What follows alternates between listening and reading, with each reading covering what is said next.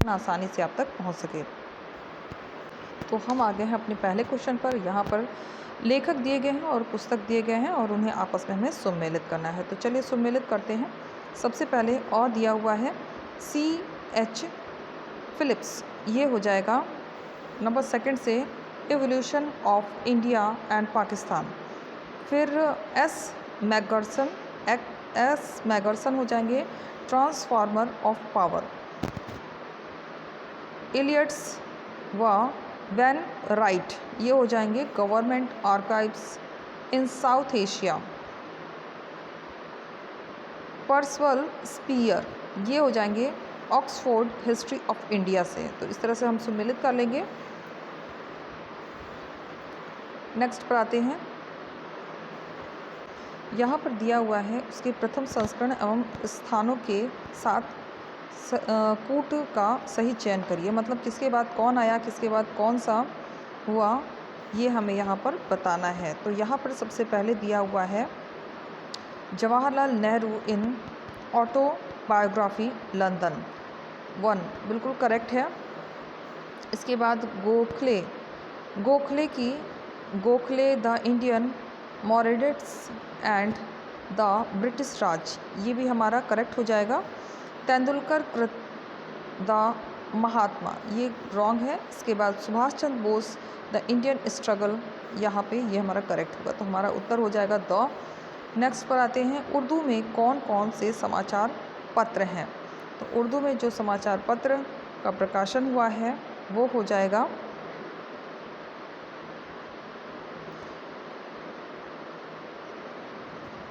अल हिलाल हो जाएगा, हमदर्द हो जाएगा, और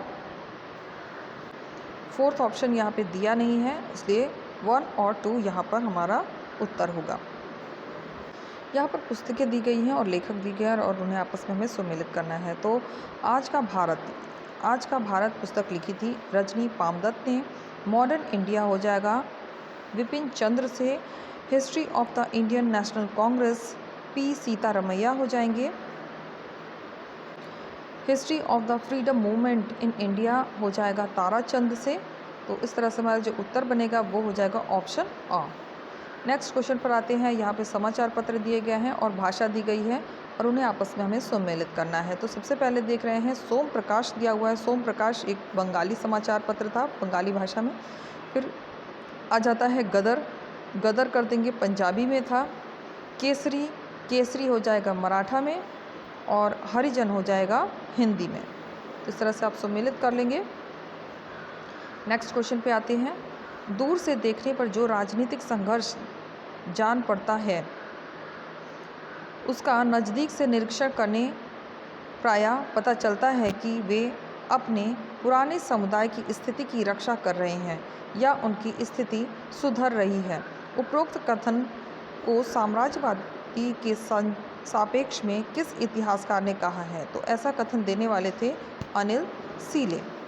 जेम्स मिल एवं उसके उपयोक्तावाद के बारे में निम्न में से कौन सा कथन सही नहीं है। मतलब जो इनकरेक्ट है उसे ही हमें चूज करना है। तो यहाँ पे जो इनकरेक्ट होगा वो हो जाएगा अ वाला।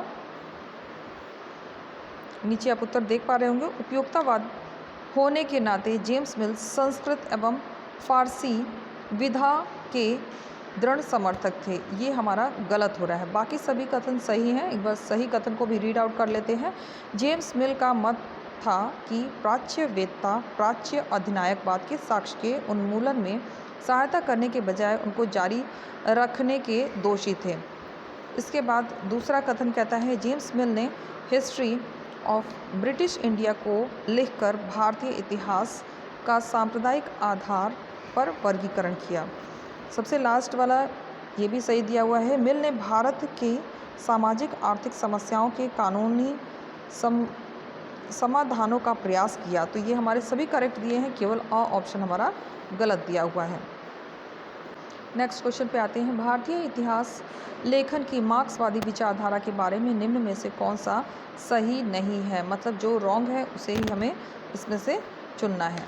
तो जो रॉन्ग दिया है वो हो जाएगा ऑप्शन द। उनका मानना है कि वित्तीय संसाधनों तक पहुंच राष्ट्रीय राजनीति के पथ एवं दिशा को प्रभावित करने की क्षमता को निर्धारित नहीं करती। तो ये हमारा गलत दिया हुआ है, बाकी सभी सही है। सही वाले भी एक बार रीड करेंगे।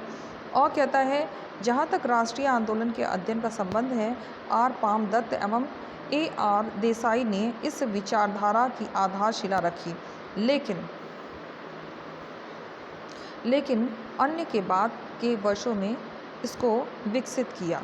वह कहता है वे राष्ट्रीय आंदोलन को एक संरचनात्मक बुआर आंदोलन के रूप में देखने को प्रवृत्त होते हैं। कहता है वे राष्ट्रीय आंदोलन की वर्गीय प्रकृति की व्याख्या उसके संघर्ष के रूप में उसके रणनीतिक रूप से पीछे हटने और समझौता के अर्थों में करते हैं। तो हमारा जो उत्तर हो जाएगा वो हो जाएगा ऑप्शन द। नेक्स्ट क्वेश्चन पे आते हैं। भारतीय इतिहास के लेखन के प्रति साम्राज्यवादी दृष्टिकोण के बारे में निम्न में से कौन सा कथन सही नहीं है, मतलब जो रॉन्ग है उसी का चुनाव करना है। द कहता है साम्राज्यवादी इतिहास लेखन को मानना था कि भारत एक राष्ट्र के निर्माण की प्रक्रिया पर है। ये गलत दिया हुआ है, बाकी सभी सही है। सही वाले एक बार रीड आउट करते हैं। और कहता है साम्राज्यवादी दृष्टिकोण का सर्वप्रथम आविर्भाव वायसराय की आधिकारिक घोषणाओं से हुआ एवं वी चिरोल, रॉलेट समिति तथा वर्नी लोवट द्वारा विश्वासोत्पादक ढंग से प्रस्तुत किया गया। वह कहता है इसका सर्वप्रथम सिद्धांतीकरण 1940 में ब्रूट की टी द्वारा किया गया था तथा इसके उदार संस्करण को रेजिनॉल्ड कुपलैंड एवं पर्सनल स्पीयर ने अंगीकार किया। कहता है इसके रूढ़िगत संस्करण के अधिक स्पष्ट एवं अधिक आकर्षक 1968 के बाद जॉन गैलघेरा और अनिल सीले के द्वारा बनाया गया। तो हमारा उत्तर हो जाएगा इसमें द। नेक्स्ट क्वेश्चन पे आते हैं। भारतीय राष्ट्रीय इतिहास लेखन से संबंधित निम्नलिखित कथनों पर विचार कीजिए।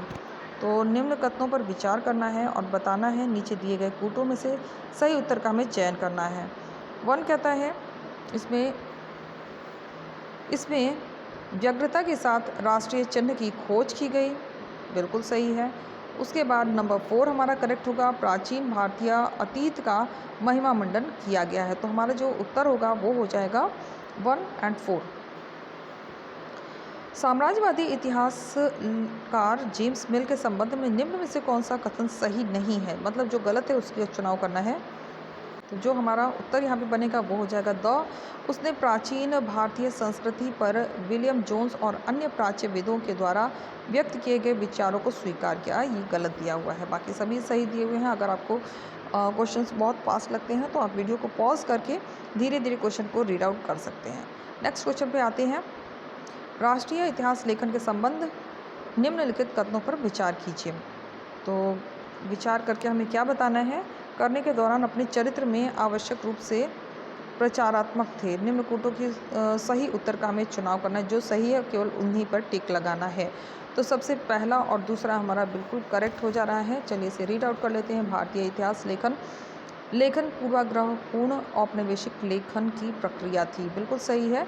इतिहास लेखन के अंतर्गत विभिन्न स्वरूपों में बृहत्तर विषयों को शामिल करते हुए एक भारतीय पहचान की खोज की गई, ये भी करेक्ट दिया है। तो हमारा जो उत्तर हो जाएगा वो हो जाएगा 1 और 2। तो यहाँ पे हमारे प्रश्नों का सिलसिला समाप्त होता है। हम मिलेंगे नेक्स्ट वीडियो में। और फिर से आपको बताना चाहूँगी कि ये वीडियोस बहुत लंबे नहीं हैं, मुश्किल से 5 या 10 मिनट के वीडियो हैं। आप इसको रिवीजन बड़ी आसानी से कर सकते हैं। और पूरे पेपर की प्रिपरेशन के लिए सारे वीडियोज़ ज़रूर देखें। इस वीडियो की सीरीज़ जो बनेगी वो पार्ट्स कुल मिला के 20 होंगे।